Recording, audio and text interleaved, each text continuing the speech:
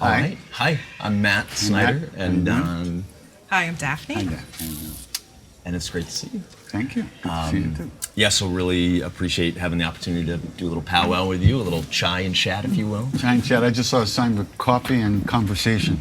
So this is chai and chat. Something like that. Yeah. This is the Indian version of that. Yeah. Yeah, exactly.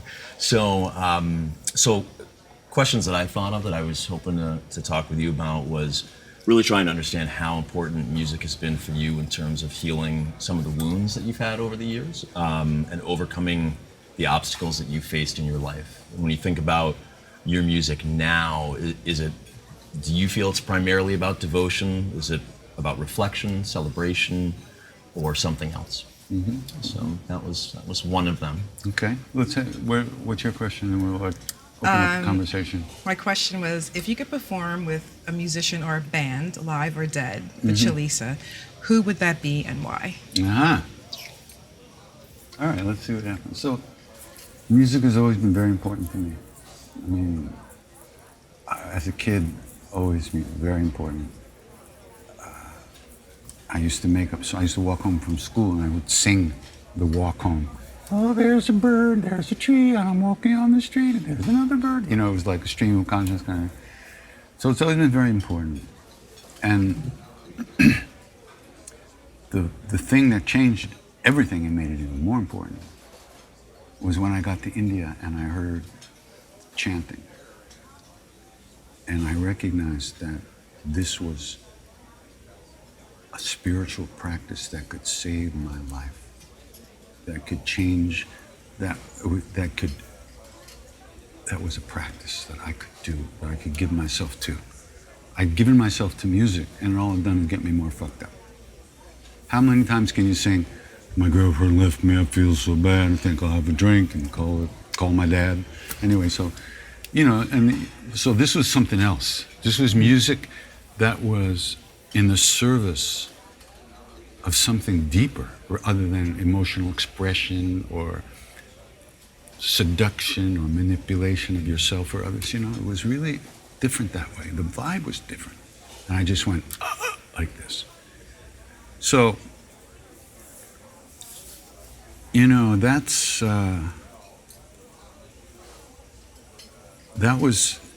and so when people ask me a lot about, you know, the music, I say, music is good.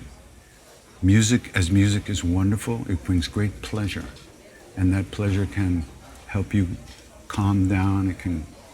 It can sharpen the mind. It can help you pay attention and concentrate. But that music doesn't plant seeds of anything beyond itself. So the chanting has music involved with it. But you're planting seeds that take root in the deepest place inside of you. It's a whole other thing. And at first, you kind of, you know, we don't necessarily connect that joyful feeling we have when we're chanting with the practice, even though we know we're doing it. We don't necessarily realize we're actually planting more seeds of that kind of happiness when we're doing it. That kind of happiness is that break we get from all those horrible, negative, limiting thoughts we have about ourselves. And usually we're just telling stories to ourselves all day about who we are. And those are not usually very happy stories for most of us. There's a lot of stuff we have to work through. So the chanting, because it's a very powerful moment with the music and a group, and they're chanting these names, these mantras, we get a little break from that, and it gets happy. It's not just sing along with Krish, you know. It's different. It's so. And each of us, as we do this practice, we will definitely feel a change in ourselves and the way we inhabit our lives. How we go through the day will change because we're developing a tool, a way to deal with things that carries over. Every time you're singing, every time you're chanting, part of your question is this. My job when I'm chanting is to pay attention. It's not to be ecstatic. It's not to be blissful. Those are just ideas. I got to get here first. Things will come, I'll feel good. Lots of things will happen, I'll feel bad. All things, but if I'm paying attention, my job is, and my practice is, to remember the name. The music helps us do that. But as soon as we notice we've been gone for 20 minutes, we come back to the name, to the repetition of the name. And that coming back is actually the seed planting itself. Otherwise, once we're gone, why would we ever come back? You turn on the television and all of a sudden it's next life, you know? Why do we ever come back? Because we do live in there. And it's our thoughts that takes us away all the time. So we find a method and a practice and a way to keep bringing ourselves back and deepening that feeling of being here. And it also stretches the glue that sticks us to those thoughts. And finally, that gets thinner and more, more whatever, and then it breaks, and then you're no longer attached to you're thinking the same way. This comes through practice, but you won't do the practice until you actually understand a little bit about how it works and why it works, because we're not used to feeling good for no reason, you know?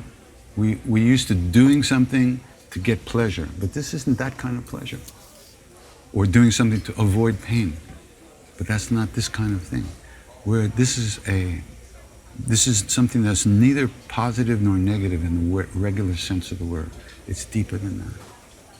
You're deeper inside, behind your eyes. It's not the stuff we see out here. And so the name is always going on inside of us. That's what they say. So what we're actually doing is moving ourselves back into that place where that flow of awareness, love, peace, truth is always there. And that's how the practice works. Little by little, little by little.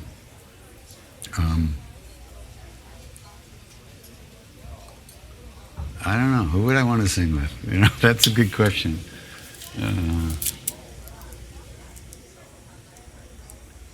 You know, I've sung to Maharaji, you know, and when I was singing to Maharaji in those days, with him physically present, I knew I was singing to God. I was in the presence of that love, and I was able to sing to it and feel its response, and sometimes have to duck when a banana was thrown, you know. That was the peak moment, you know, because, you know, there's a great Indian musician who passed a couple of years ago named Sultan Khan, and he had a nickname for me. He played sarangi, which is the hardest instrument. He used to call me Mr. God. Mr. God. Mr. God, that's cool. We did a recording with him and me. We tried to make a recording of him to put out on our record label. And he came in the studio the first day and he sang for a while and then played for a while and then left. He came in the second day and he looked at me and said, "Okay, Mr. God, now you sing." And I said, "Excuse me? Concept, I don't sing in a room that you walked through 2 weeks ago. There's no way I'm singing." He said, "If you don't sing, I don't play." So we were screwed. Yeah. Right. So I had to sing something. And he sang along with me and he played the sarangi with me. It was the most beautiful moment. So beautiful. That was a great moment. So I had that moment too, you know. I mean, I've really been lucky that way. But the best thing was, you know, singing, when I was singing to Maharaji, that's what I do now. I sing to Maharaji. He's just not physically present, but I feel his being. Because to me, he is that love. He is presence. He is, you know.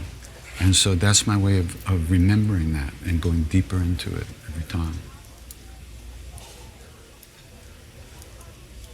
Yeah, I wouldn't mind doing a duet with Bruce. You know what? I thought that after I wrote the question, as in Springsteen. Yeah. Okay, I swear it to you, and when I wrote that... He's an amazing guy, really.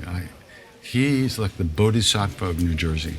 He embodies the life of all those people, you know, and he lifts it up. It's a beautiful thing. He gives it a context It's not just an endless struggle with no joy, you know.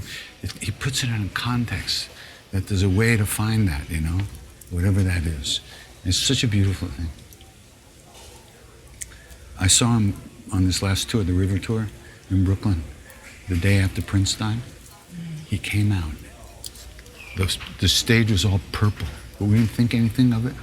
He came out with a band and went right into Purple Rain. It's beautiful. I don't know if you're going to believe me, but Prince is also in my... Yeah. Yeah. You know, when I received the email and, you know, the opportunity to sit with you, you know, it was amazing. And I heard you years ago, I told you this before, I took my son to an event that you were playing at, so it's probably like 14 years ago. Oh, wow. And then I got away from it, and then a couple of years ago, someone said, oh, New Year's Eve, are you coming to sing the Chalisa? And I'm like, where? And Nina was singing, and that just blew me away, and people couldn't believe I sat there the whole day. And I'm like, they're like, what, are you crazy? And then, and then you were introduced, and it's just amazing that I can listen to both of you performing that piece. And I'm like, how come I'm not tired of this? Like, it's good. Chalisa is very deep. Maharaji gave us that. The Hanuman Chalisa, Maharaji, he created this whole situation where we learned the Chalisa so we could hang out with him more, because we knew he liked to hear it. And if we Westerners learned it, we knew and it worked just like that. He would call all the Westerners to sing the Chalisa, and we get to spend more time with them. But he showed us that this was a way to get right there with him, you know, and still. And he said he said every line of the Chalisa is what they call Maha Mantra. Maha Mantra means the great mantra, the names of God. There's only one good thing, therefore, is finding that within. They can't help you become president of the United States. They can't help your hair straighten. They can't help you grow 3 inches. All they do is to make you happy. You know, it's a weird thing, and it doesn't make your hair grow anymore, as you can tell. So all they do is bring you true peace and true happiness and show you who you are. That's why they're called But he said Hanuman Chalisa is Maha Mantra, and very powerful. He even said, I don't say this that often because it's easily mistaken, but he said, chanting the Hanuman Chalisa can change fate. So if you think of your life as a river, and there might be some rocks downstream that you don't know of yet, right? Those rocks can be removed. You don't have to know, because you're aligning yourself with that presence. You're immersing yourself in that, in the flow of the name. And every time you do that, there has to be good effects, because there's no negativity associated with the name itself. People use it for all kinds of things, just like everything else, for their ego, their pride, all kinds of things. That's not the fault of the name, that's the fault of the people. There's nothing negative about the name. There's nothing to be afraid of in the chanting of the name. No negativity arises from it. It's pure, totally sattvic, pure, healthy, and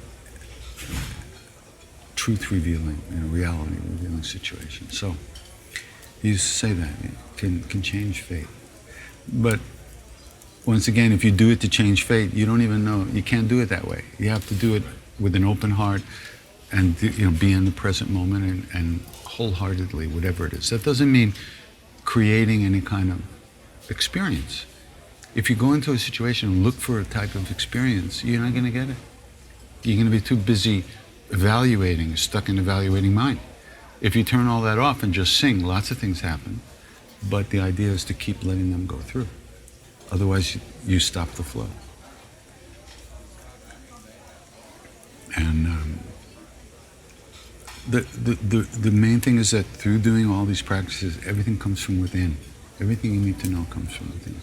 Nothing has to be told to you on the outside. It's the people. Maharaji said, people come already taught by God. Then he said, anybody who poses as a teacher does so for the sake of their own ego. Right. That's why we're having tea. Nothing happened here. That's great. How much? Well, how much do you think your music you're really connecting this tie between? So I've noticed there's this tie between sorrow and joy. It's a very distinct connection, right? Longing. Longing. Longing. Yeah, that's the key. You know, when I see you play, see you do your practice, I'm amazed at how quickly the tears show up. Yeah. And how much it taps into some of my own struggles and how much I face some of my sorrows. Mm-hmm. I'm also amazed at how hard it is for me to not get up at certain times as the music builds, to not get up and spin around in a circle in total joy, a feeling of total elation. Can right? do. And I've done it, maybe in the back, but I've done it. So I find it to be a really interesting line or balance between sorrow and joy. Yeah.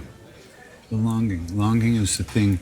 Longing is how human beings experience being pulled within by God, by our own hearts. We experience that as a longing for something or someone or some feeling. But that's what keeps us moving. That longing, may that longing never go away until there's no one to feel it anymore. Because that's what keeps us recognizing that we're caught here, this is not enough, I have to go deeper, I have to find something more real, more lasting. It's that longing. We all want that. That's our hearts talking to us. And you said about Prince, the thing about music and musicians, really good musicians and anybody who's really dedicated to music finds it very easy to enter into that music land. And traditionally musicians have terrible relationships because it's so easy for them to go away that things get tough, okay, I'll just play, So you see Prince, what a musician, right? And he was also a seeker. He was a very deep guy. But there was some part of him that couldn't take care of himself well enough. Somehow he didn't include himself in what had to be taken care of and nurtured. And because of his pain, whatever, he had that terrible pain in his hips, I think, so he got strung out on the painkillers. That's not taking care of yourself. That's not spiritual. Even though he was a Jehovah's Witness, he couldn't have meat in his house, nothing like that, There were so many things he was trying to do.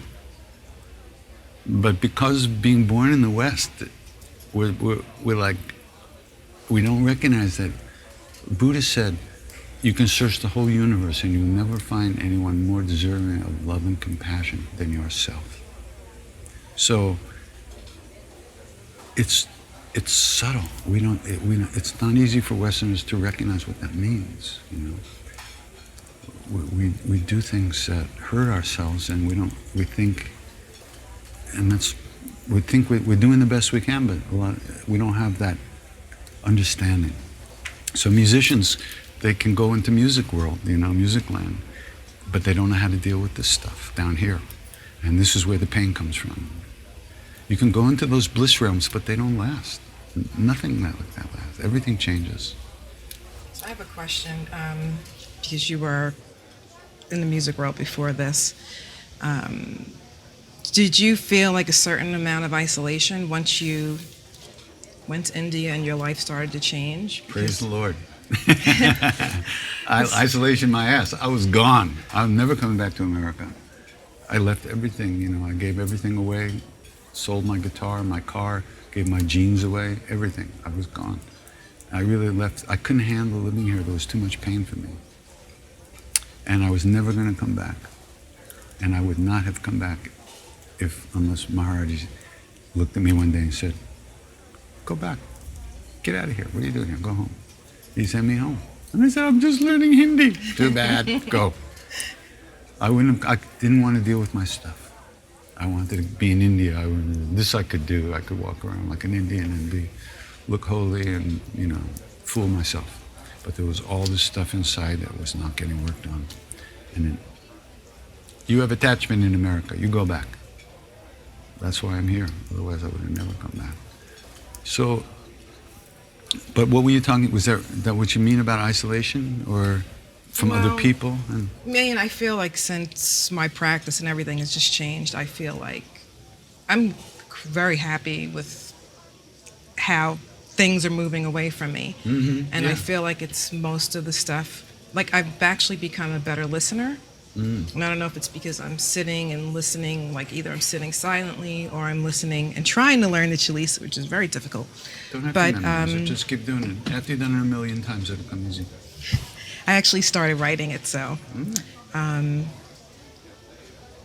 But I feel like now with the path that I'm going down, I just see a lot of people falling by the wayside. Yeah. So you're saying about Prince, good. I think people in that career, in that profession, they have people pulling at them and wanting from them. They get locked into it. I've But been there's a trade difference places. between aloneness and feeling alone and loneliness.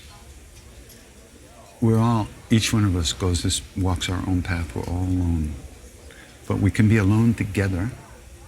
But loneliness is something else. Loneliness is wanting something from something or someone, which is very human, very reasonable, or unreasonable, as the case may be.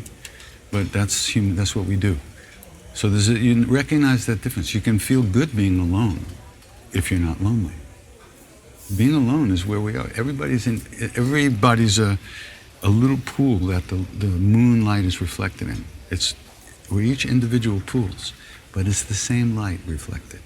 So we're together in that place, even though we're separate, appearing separate on this planet, on the earth.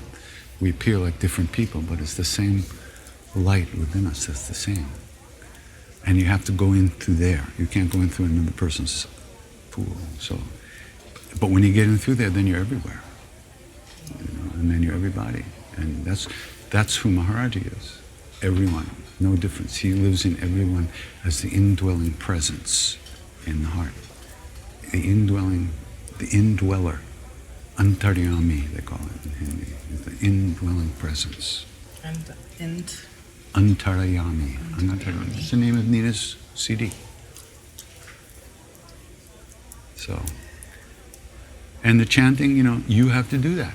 Nobody can do that for you. Nobody can sit for you. Nobody can take care of you except you. That's the aloneness.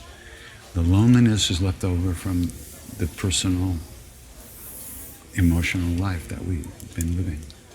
And that's, you have to kind of live with that for a while until it turns over. But it does transform itself. But in this culture, it's very hard to recognize that because nobody around us, so few people are actually engaged in trying to transform that loneliness in a real way. They're just trying to paste somebody to their side so they won't be lonely. But it doesn't work. I'm thoroughly enjoying my time, especially alone. May it always be so. Nice to see you. Thank We're you good? so much. Okay. Take care.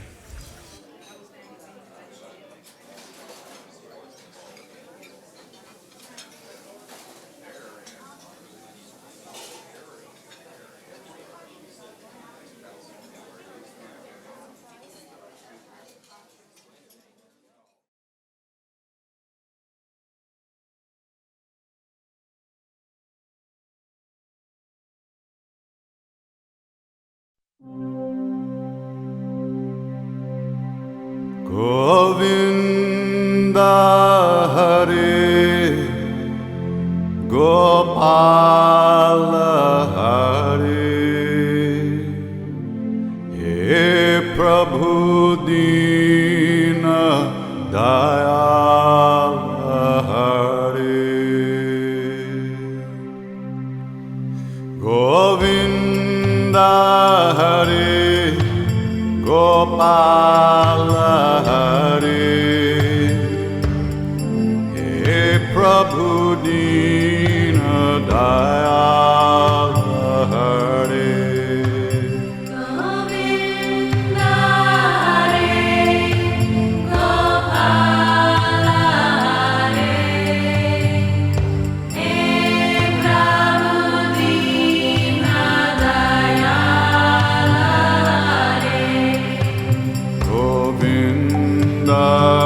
Hare Gopala Hare He Prabhu Dina Dayal Hare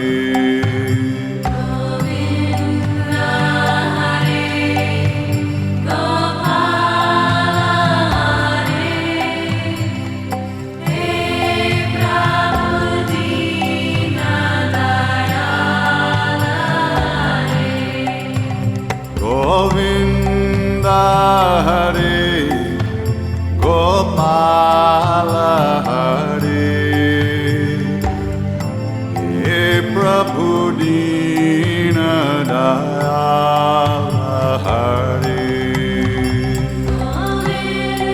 Govinda Hare Gopala Hare He Prabhu Dina Dayal Hare Govinda Hare Gopala Hare He Prabhu Dina Dayal Hare Govinda Hare Ache Gopala Hare He Prabhu Dina Dayal Hare Govinda Hare Gopala Hare He Prabhu Dina Dayal Hare Jai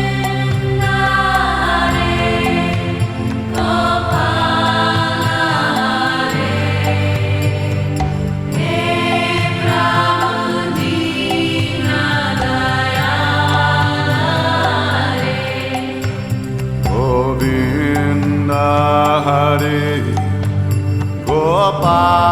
Gopala Hare He Prabhu Dina Dayal Hare Govinda Hare Gopala Hare He Prabhu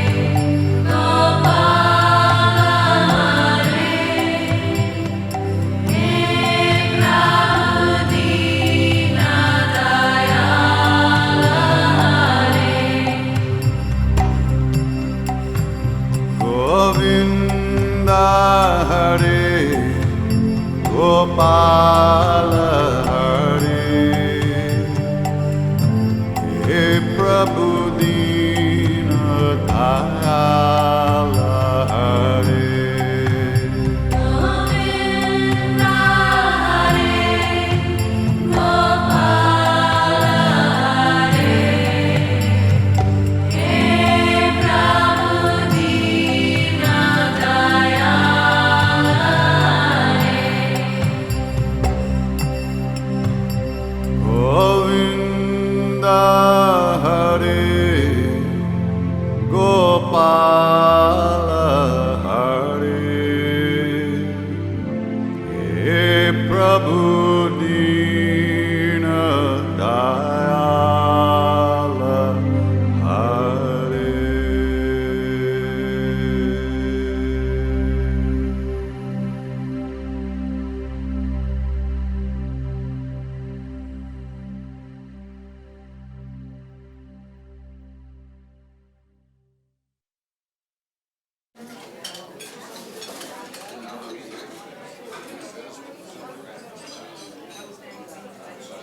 Hey, Hi. My name is Alexandra, and I have a question that arose from your recent event at the Tibet House. You and Robert Thurman were discussing Rama and Sita, and he starts saying a sentiment that I've heard many times before, which is, I always had a problem with this idea that Rama never forgives Sita for what he perceives as her infidelity. And you turn to him and you go, but they're one. And you said it with this force, and I had heard this before, but It's the first time it actually resonated, and that sort of changed my perspective on the story. And I wanted to see if you could elaborate on this idea of Rama and Sita being one being and how that impacts our interpretation of living this modern myth.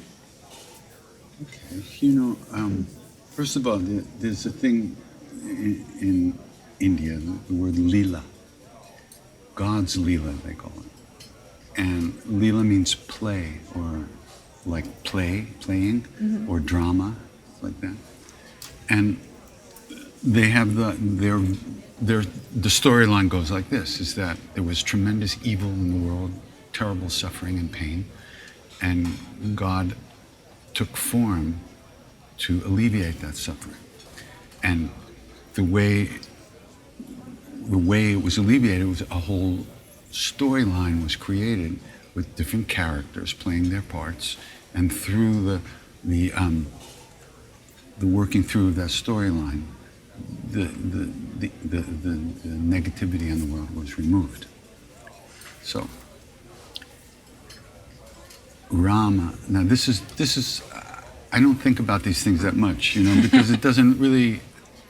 I don't find that it helps me stop walking into walls that much. But since I lived a lot in India, I've heard a lot about it. So the idea is that Rama and Sita are not two different beings.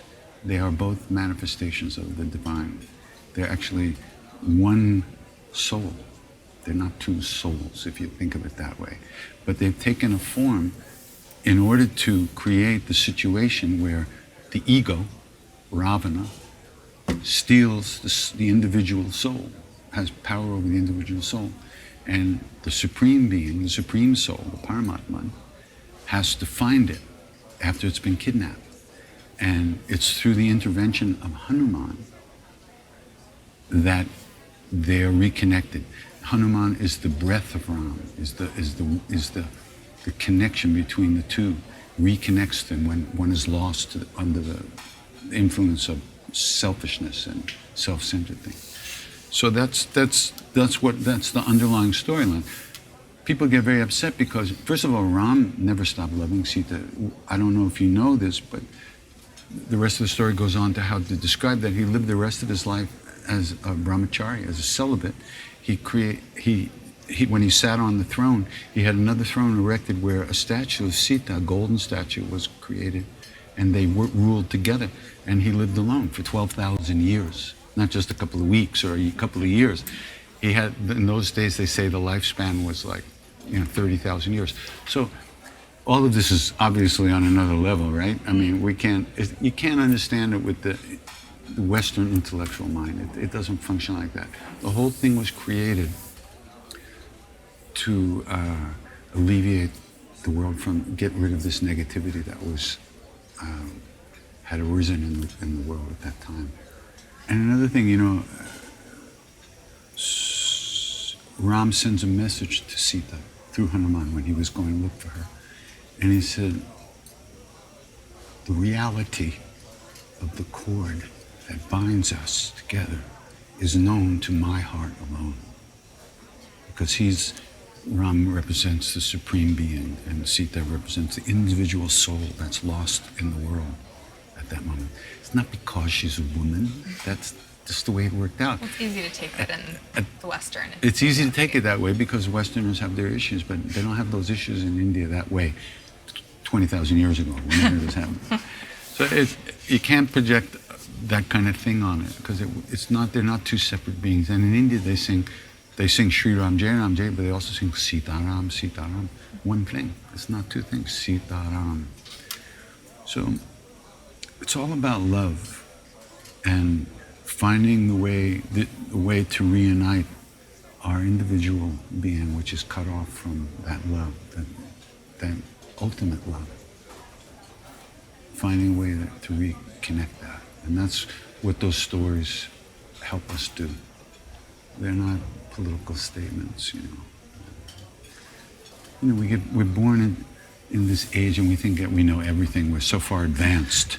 We're so far advanced that we're going to destroy the planet. That's how advanced we are.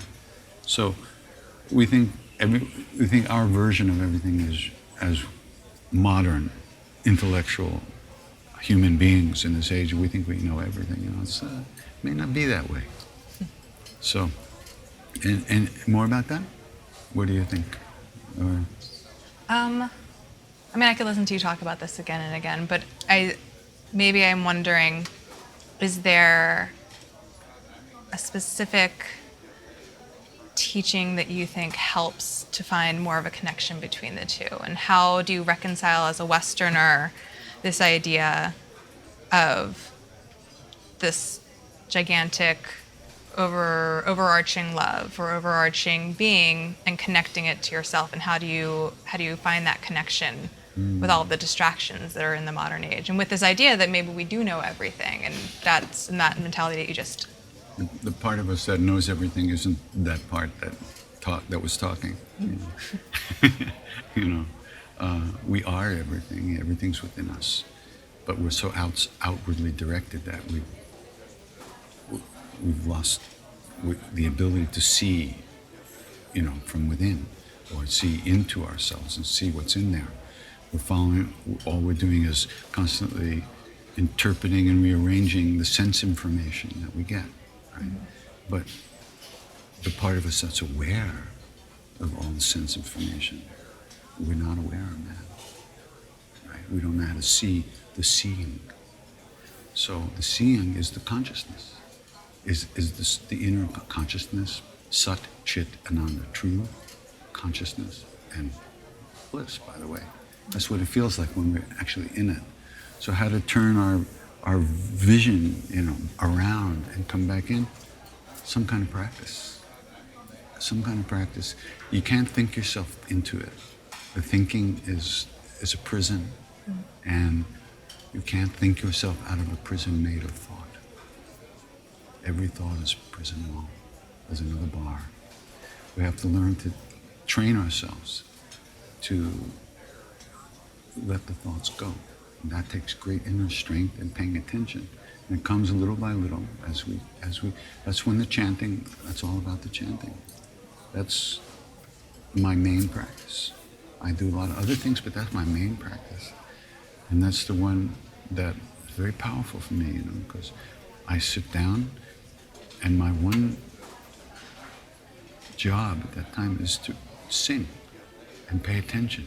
And if I notice I'm not paying attention, I just come back. And the time that it takes me to come back gets less and less as the years go by. I don't go so far away. But something that comes over time. Some practice has to be done. Some anchor has to be put down into the ocean. Otherwise the ship just gets blown around. You don't put down the anchor. It just keeps getting blown around. So some way of connecting to what's inside of you. And the longing to do that is what will lead you to it. The longing you have yourself to find that place. That's what will get you there. You don't need anything from anybody. And yet you can receive anything you want to from anyone. And whatever you receive from other people, you'll take and use for yourself. Because we have to do it ourselves. And we can. And we wouldn't be interested in any of this stuff if a part of us didn't already know exactly what it is, what we're doing. So that's the part of us we have to kind of remember, you know, because we are distracted. We've been trained to be distracted our whole lives. So to untrain ourselves, it takes a little while.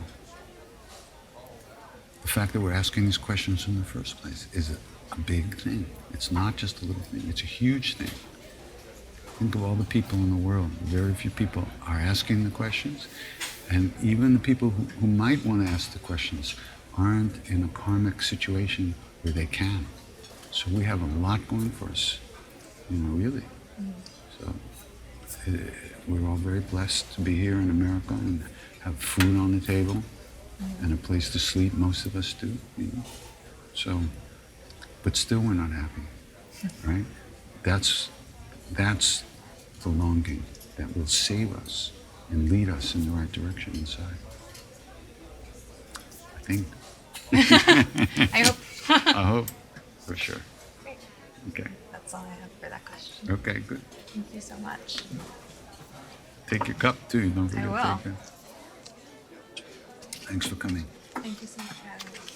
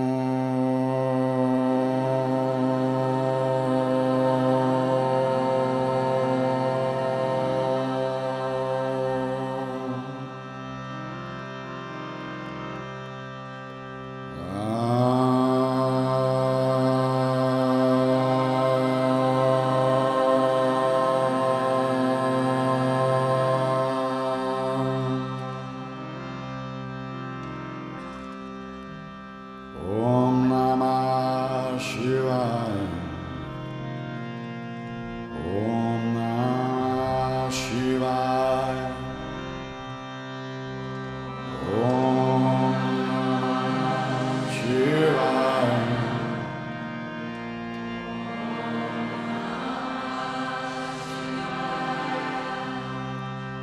Om Namah Shivaya. Om Namah Shivaya.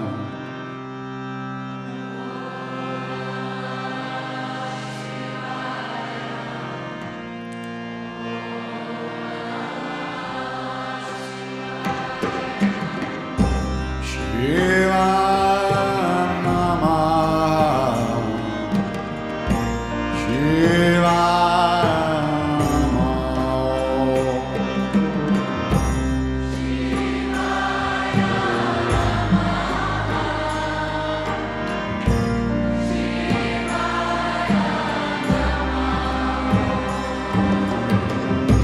Shivaya Namah.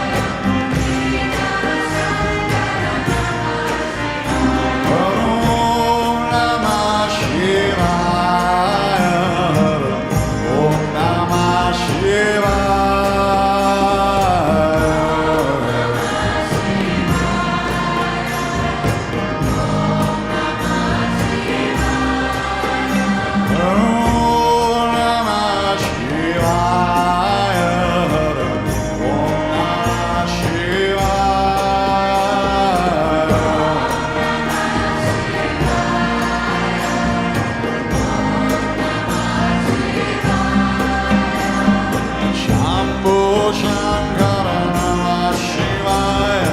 Girija Shankara Namah Shivaya.